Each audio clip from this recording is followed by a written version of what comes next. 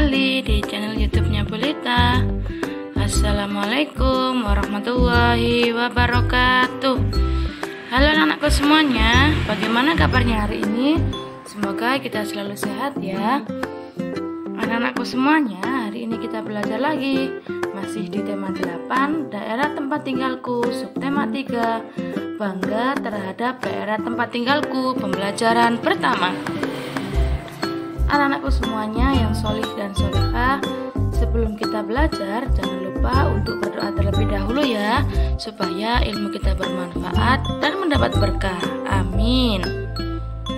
Meskipun kita belajar dari rumah, protokol kesehatan melalui 5M harus tetap kita jaga dengan cara memakai masker, mencuci tangan pakai sabun pada air yang mengalir, menjaga jarak minimal 1 meter, menjauhi kerumunan, dan membatasi mobilisasi dan interaksi. Sehat selalu ya anak-anakku. Belajar dari rumah, aku bisa. Tujuan pembelajaran hari ini adalah 1. Menjelaskan hubungan antara gaya dan gerak. 2. Menjelaskan mengenai hubungan antara gaya dan gerak melalui pengamatan dalam kehidupan sehari-hari. 3. Menentukan pembelajaran dalam sebuah cerita fiksi. 4. Mengidentifikasi tokoh-tokoh dan sifat tokoh dalam cerita fiksi. Yang kelima, mengidentifikasi tokoh, sifat tokoh, dan inti cerita fiksi. Anak-anakku, perhatikan gambar ini. Siti dan Lani bermain sepeda di taman dekat tempat tinggal mereka. Siti dan Lani bersyukur karena tempat tinggal mereka dekat dengan taman. Mereka bangga dengan lingkungan taman. Tamannya bersih dan terbebas dari sampah. Saat bermain sepeda, Siti membonceng Lani. Tiba-tiba, ban sepeda Siti bocor. Lani pun turun dari boncengan sepeda. Mereka akan membawa sepeda ke bengkel. Siti menuntun sepeda dan Lani mendorong sepeda dari belakang. Sepeda pun bisa bergerak melaju. Itulah contoh hubungan gaya dan gerak benda. Bagaimanakah contoh hubungan gaya dan gerak lainnya? Anak-anakku, Siti dan Lani mencari bengkel sepeda untuk menambal ban sepeda. Siti dan Lani merasa lapar. Tiba-tiba terdengar suara ting ting ting ting. Di seberang jalan terlihat penjual bakso. Yang terlihat penjualnya sedang mendorong gerobak lewat. Penjual bakso mendorong gerobaknya dengan sesekali berhenti untuk membunyikan mangkok sebagai tanda bahwa ada bakso. Dan Siti dan Lani sepakat untuk makan bakso bersama-sama. Selesai pesanan bakso, Siti dan Lani, tukang bakso pun melanjutkan perjalanannya. Siti dan Lani memperhatikan gerobak bakso bergerak maju karena dorongan tukang bakso. Begitu juga sama halnya dengan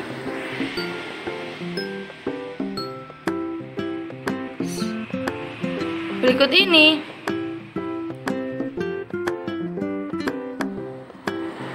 Sama halnya dengan sepeda. Sepeda bergerak maju karena dituntun, dikayuh, dan juga didorong.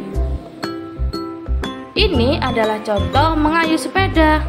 Mengayuh sepeda merupakan gaya yang dapat menyebabkan sepeda menjadi bergerak.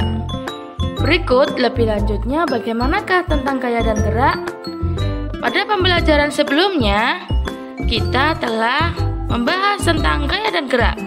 Untuk melakukan suatu gaya, kamu perlu tenaga. Dalam kehidupan sehari-hari, banyak peristiwa yang menunjukkan bahwa adanya hubungan antara gaya dan gerak.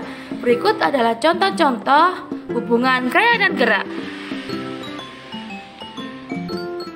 Yang pertama adalah gaya mempengaruhi benda diam menjadi gerak. Contohnya adalah pada saat kita membuka dan menutup pintu. Ini termasuk contohnya gaya mempengaruhi benda diam menjadi bergerak. Dengan adanya gaya berupa dorongan dan tarikan, pintu bergerak, membuka dan menutup. Yang kedua adalah gaya mempengaruhi benda bergerak menjadi diam. Contohnya adalah gambar ini. Gambar di atas menunjukkan peristiwa bus melaju kemudian berhenti. Pada peristiwa itu, Pak sopir melakukan gaya dengan menginjak rem bus. Dengan gaya yang dilakukan Pak sopir, bus menjadi lambat atau menjadi berhenti. Yang ketiga adalah gaya mempengaruhi perubahan bentuk benda. Ini adalah contohnya.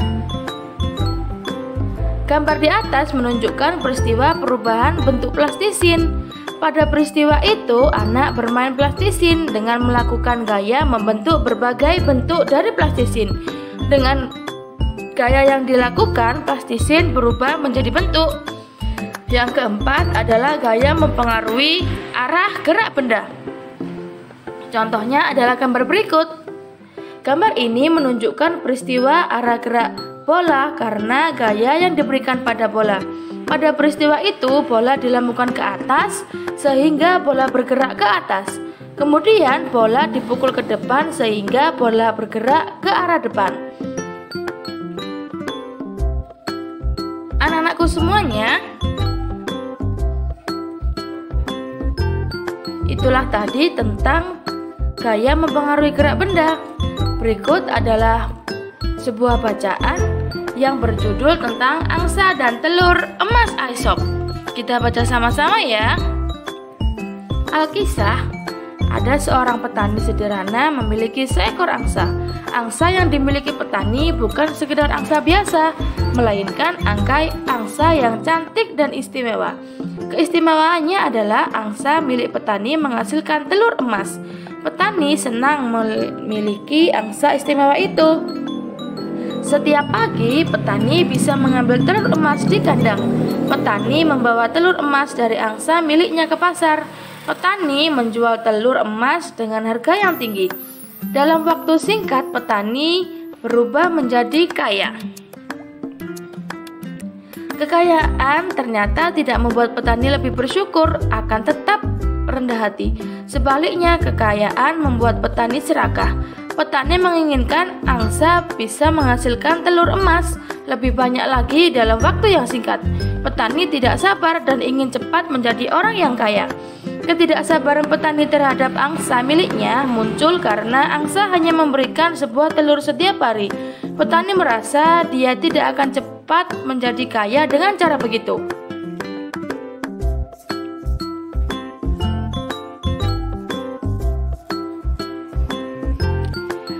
Setiap hari sepulang dari pasar, petani menghitung uangnya. Suatu hari,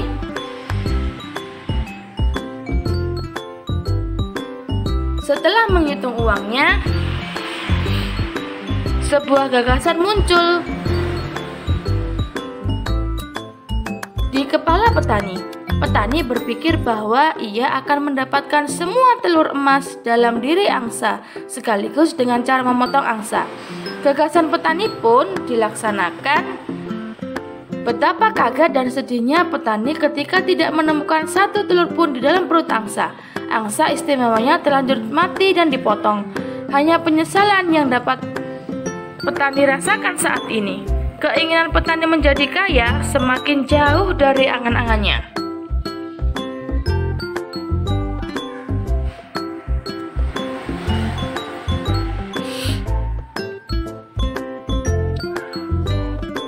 Anak-anakku semuanya, dari cerita di atas dapat kita mengambil hikmah bahwa kita tidak boleh serakah dan kita selalu bersyukur atas rezeki yang diberikan oleh Allah. Barang siapa yang telah memiliki sesuatu yang berlimpah tetapi serakah dan menginginkannya lebih lagi, akan kehilangan semua itu. Anak-anakku, kita harus berhati-hati ya. Dari cerita di atas, apa inti dari cerita itu? Yaitu seorang petani yang memiliki angsa istimewa.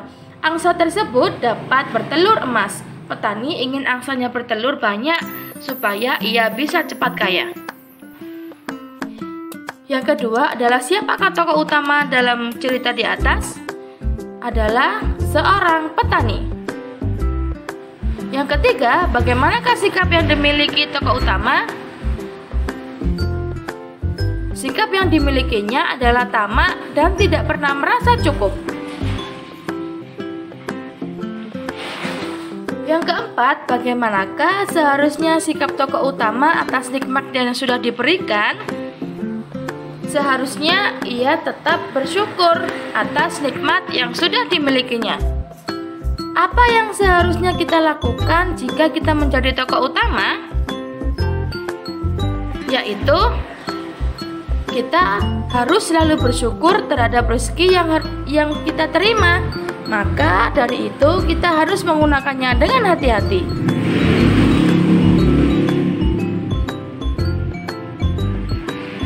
Anak-anakku, tahukah kamu bahwa pada dasarnya cerita fiksi adalah cerita rekaan?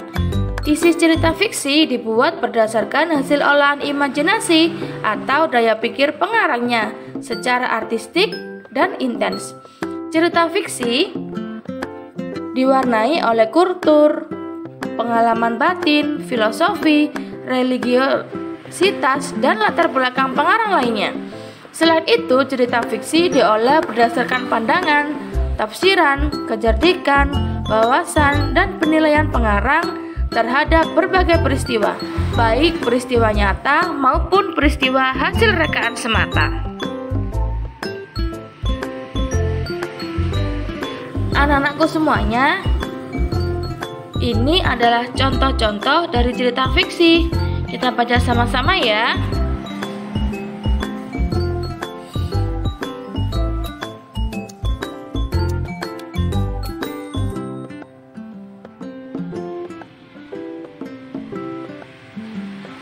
Alhamdulillahirrabbilalamin. Materi hari ini telah selesai. Selamat belajar dari rumah ya anak-anakku. Tetap semangat. Untuk materi selengkapnya dapat kita baca pada buku paket 8 halaman 122 sampai dengan 132. Wassalamualaikum warahmatullahi wabarakatuh.